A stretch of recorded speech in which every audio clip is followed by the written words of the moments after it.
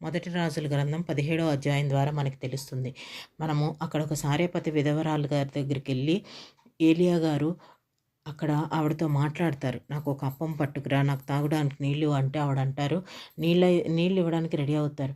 ఆవిడ అప్పం తేడానికి నా దగ్గర అప్పాలు ఏం చేసి లేవు, నా దగ్గర కొద్దిగా పిండి కొద్దిగా నూనె ఉన్నది, అది నేను చనిపోయే లోపల నా బిడ్డకి నేను చేసుకుని తినాలి, నా దగ్గర అవే ఉంటాయి. అప్పుడు ఏలియా గారు అంటారు, లేదు లేదు, నువ్వు నాకు చిన్న అప్పం చేసి ముందు నాకు పట్టుకురా, నీ బుడ్డిలోని నూనె అయిపోదు, నీ పిండి అయిపోదు అనేసి చెప్తారు.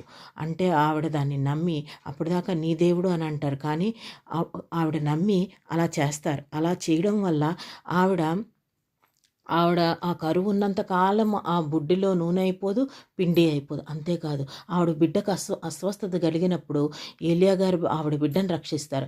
అందుకని మనం కలిమిలో ఉన్నప్పుడు దేవుడితో ఉండడం కాదు, లేమిలో ఉన్నప్పుడు కూడా మనం దేవుడితో ఉండాలి. ప్రైజ్